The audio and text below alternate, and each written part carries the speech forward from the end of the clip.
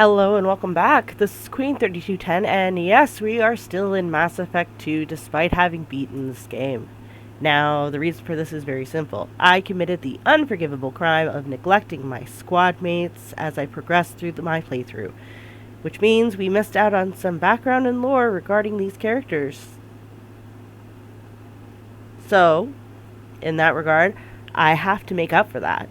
So I've gone back to the game and recorded each and every conversation with each and every member of our very own Suicide Squad.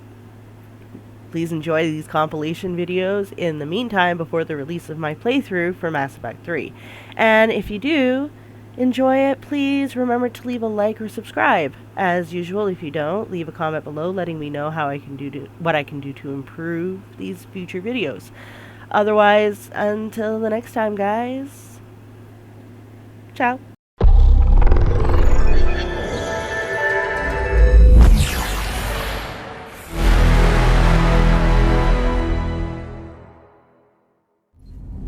Do you need something? Have a few minutes to talk? Certainly. We haven't had a chance since I joined. When we met you, you said you were dying. Yes. I thought you'd want to know more. You don't have to worry about the rest of the crew. My illness is not communicable, even to other Drell. It's called Keprel syndrome. What exactly is the problem? My people are native to an arid world. Most of us now live on Kaje, the Hanar homeworld. It's very humid and rains every day. Our lungs can't deal with the moisture. Over time, the tissue loses its ability to absorb oxygen. It becomes harder to breathe. Eventually, we suffocate. Can't they do something about that? The Hanar have funded a genetic engineering program. They should be able to adapt us. The project has only been running for a few years. I don't believe my body will still draw breath by the time it bears fruit. Then don't live on Kaje, or use breathers. Drell have a close relationship with the Hanar. We rely on each other. The best we can do is keep our homes very dry inside. Are you gonna be all right till the end of the mission? I should be fine for another 8 to 12 months. The more time I spend in humid environments, the faster it progresses. I think it's safe to say that by the time my body is incapacitated, we'll be victorious. Or dead. Either way, I won't be a burden to you. Is there anything we can do here? Normandy has a state-of-the-art medical bay. No, thank you. It's being attended to.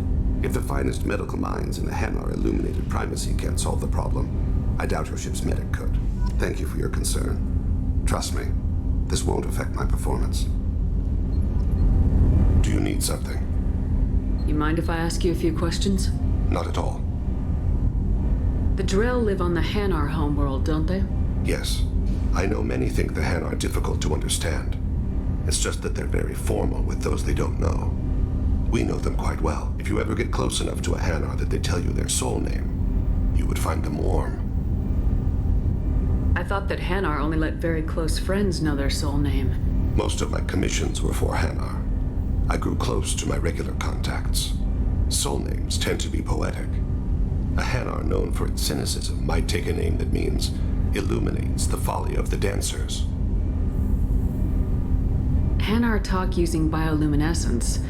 That's more of an obstacle than their politeness. True. Many Drell have had their eyes genetically modified to perceive their higher frequency flashes. I had the treatment. I can't tell the difference between a dark red and black, but I can see ultraviolet light as a silver color. When you pray for the wicked, who exactly are you praying to? That depends on the circumstance. To find my target, I speak with them on Kira, Lord of Hunters. When I act to defend another, Arashu, Goddess of Motherhood and Protection. And when I have taken my target, I speak with Kalahira, Goddess of Oceans and the Afterlife. I didn't know that Drell had many gods. It's one of our older beliefs. Many embrace the Hanar and Kindlers now, or the Asari philosophies. The old ways are dying. There are so many ways to interpret one's place in the universe. Who needs the wisdom of our ancestors? The younger generations don't believe they can help us fathom genetic engineering, orbital strikes, or alien races. Oceans and afterlife don't seem to have much in common. Consider, the ocean is full of life. Yet it is not life as you and I know it. To survive there, we must release our hold on land, accept a new way to live. So it is with the death. The soul must accept its departure from the body. If it can't, it will be lost.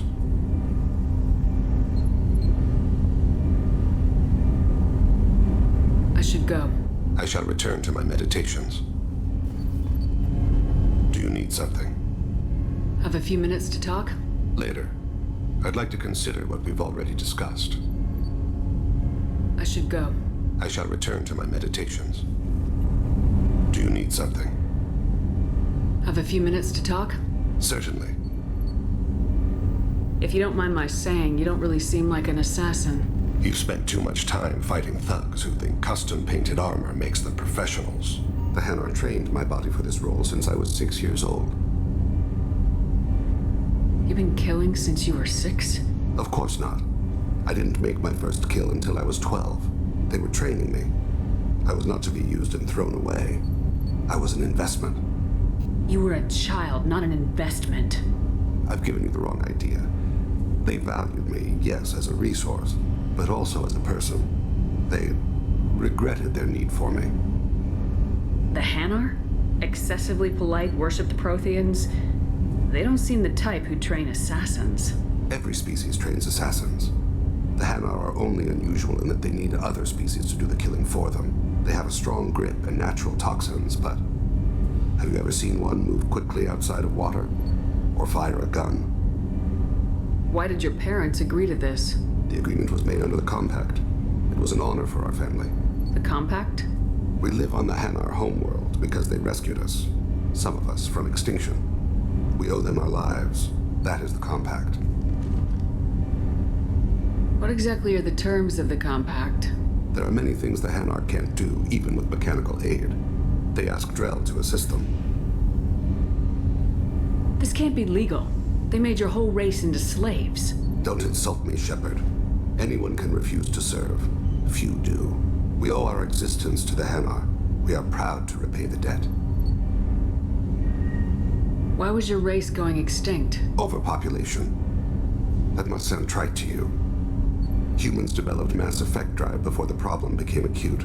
Our homeworld, Rakana, had few resources. We hadn't even developed fusion power when the soil began to fail from overuse and pollution. The Hanar found us a century ago. They sent hundreds of ships, evacuated thousands of us. Billions more had to be left behind. What's the state of Rakana now? Do you read your philosophers? A man named Thomas Hobbes. When all the world is overcharged with inhabitants, then the last remedy of all is war, which provideth for every man by victory or death. As Rakana died around them, my people slaughtered each other for mouthfuls of water, crumbs of food. But you don't kill for the Hanar anymore. You're freelance. What changed? I was asleep for a long time, yes. I paid no attention to what my body was asked to do, but then... Laser dot trembles on the skull. One finger twitch. He dies. Then the smell of spice on the spring wind. Sunset-colored eyes defiant in the scope.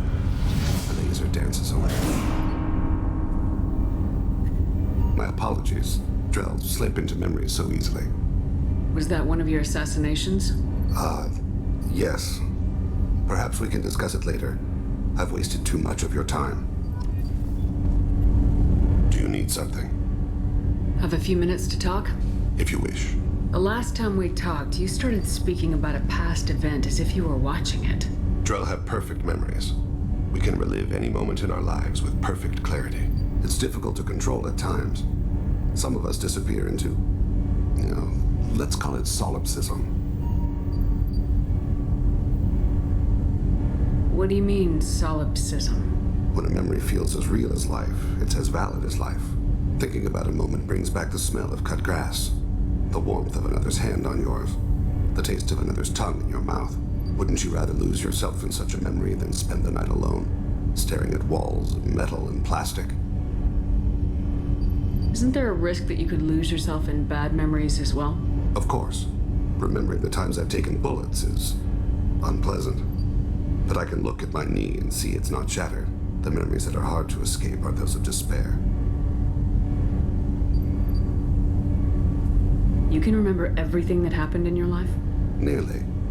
I expect if we remembered the birth trauma, we'd never recover from it. You can relive every assassination you've ever made? In perfect detail. Every mistake I made. Every target's last breath. That sounds difficult. At any moment, you could relive the guilt. Guilt? No. I've never felt any particular guilt about my contracts. My employers killed them. My body was only the tool they used. If you kill a man with your gun, do you hold the gun responsible? My gun can't decide right from wrong. You clearly do. My soul does. But my body is merely flesh. Flesh whose reflexes were honed to kill. Drell minds are different from humans. We see our body as a vessel, and accept that it is not always under our control. So you don't assume any responsibility for the things you do? Not every action performed by my body is a result of conscious choices. I take responsibility for those that are. Humans often believe in a soul distinct from the body. A spirit responsible for moral reasoning that lives on after the body's death. Our belief is just a bit more literal. The last time we talked, you remembered one of your assassinations.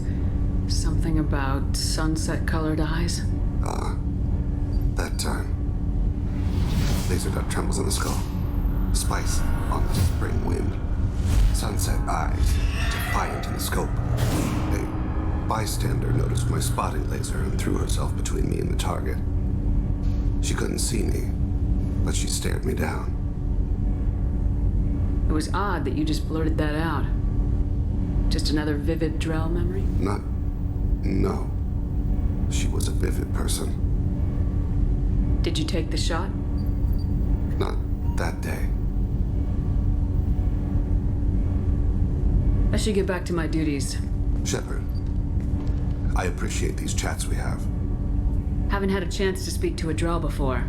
It's been fascinating. I doubt many humans have. There are only a few 100,000 of us left after all. I won't keep you. Shepard. I heard you wanted to speak with me. Yes. Now that you are here, though, it seems more difficult to talk about. Are you feeling sick? I could get the doctor. No. Though I suppose that is a part of it. My mortality has me dwelling on things.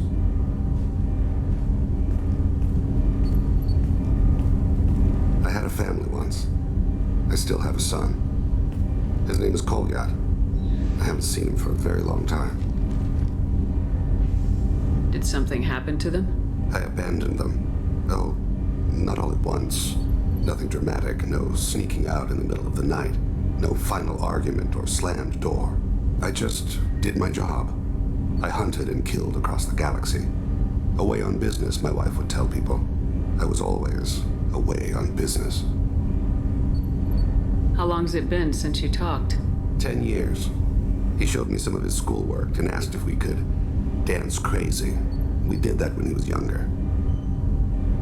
What sort of dance is that? I checked my extranet contacts. I expect an update on my next target. The console plays music. Oh, unfashionable. Kolyat jumps into the room. My father runs around in circles. I scoop him up, toss him into the air. He shrieks, laughs, spin me. The console beeps. I put him down. Click the message. Father, he pleads, tugs my sleeve. I need to read this, I say. I don't look at him.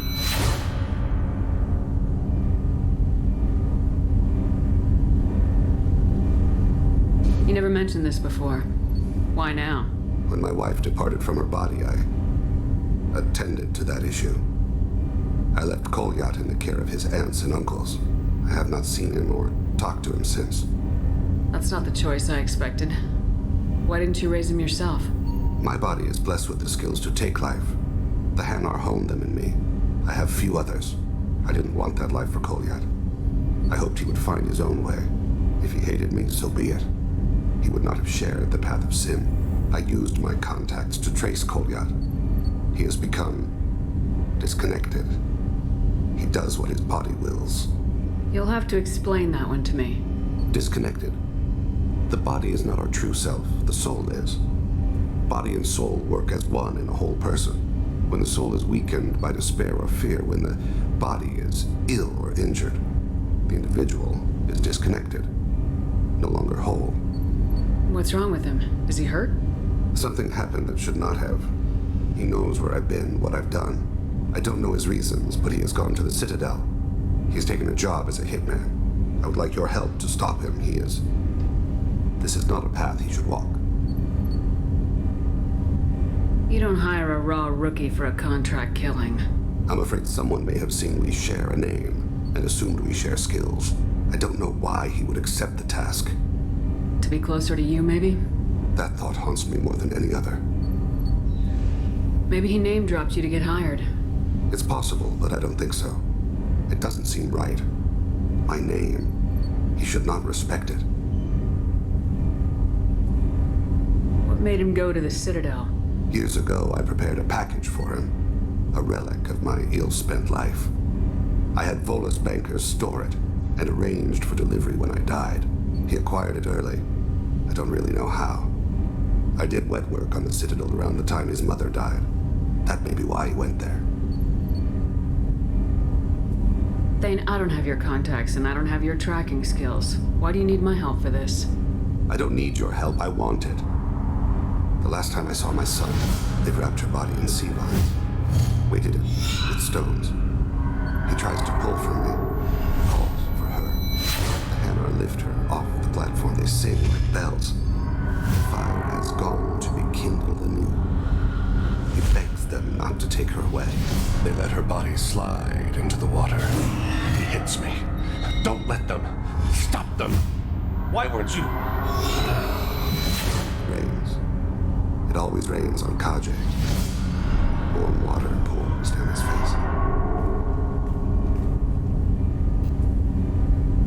I didn't mean to make you relive that. Perfect memory. It is sometimes a burden. I'll get us to the Citadel as soon as possible. Thank you, Shepard. I'll be meditating until you need me. Shepard, is there time to visit the Citadel yet? Not yet.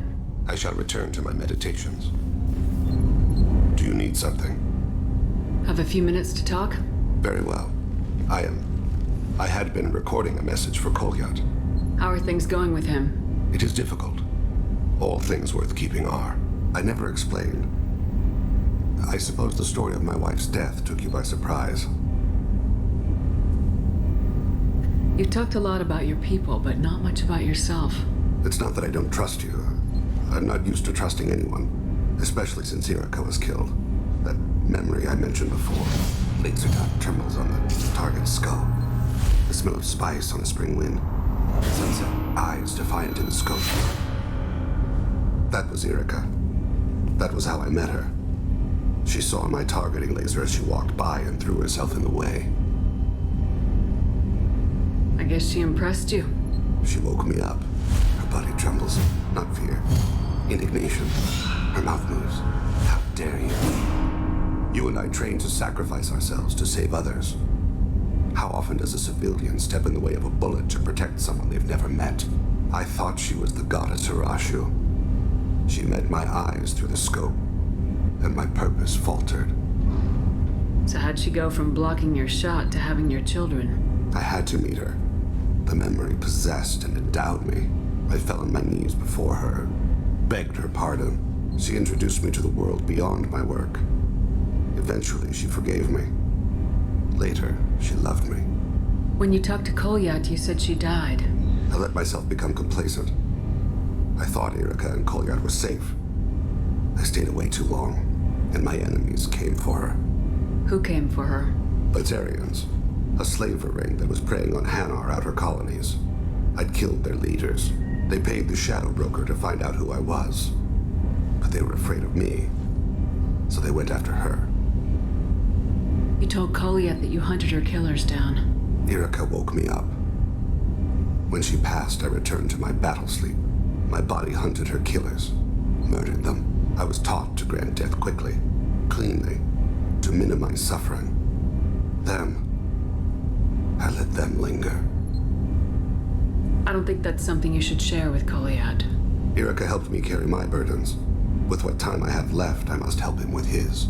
I haven't spoken about my wife, and I don't think I ever have. I didn't have anyone left to tell it to. You're talking to your son again. That's huge. Don't lose sight of that by dwelling on should-have-beens. You are correct, of course. Thank you for listening, Siha. I think my translator just glitched. What did you call me? Siha. Someday I'll tell you what it means. Do you need something? Have a few minutes to talk? Of course, Shepard. Join me. I've been thinking about you. And I, you. Will you hear my confession, Shepard? I wouldn't talk to you if I didn't want to hear what you have to say. When I married Irika, the Hanar let me leave their service to raise a family, but I had no other skills, so I freelanced. When Irika was killed, I pursued those responsible. Once I'd eliminated them, I had no goal. I accepted the Dantius commission because I didn't know what else to do. I guess you're lucky we came along when we did. It was an intervention by the gods. I would have died in that penthouse. I would have fulfilled my contract. If Nasana's guards caught me afterwards, it would have been a good death. But someone else was pushing to reach the target, forcing me to move faster, challenging me. I had to reach her first. I had no idea you planned to die in there. It wasn't a plan. My body had accepted its death. My mind had been dead a long time. Your mission gave me purpose, a cause to die for, a chance to atone. I was able to speak to my son again. I can leave my body in peace. You've had a hard life. You deserve some peace. Whatever may happen, my gun is yours.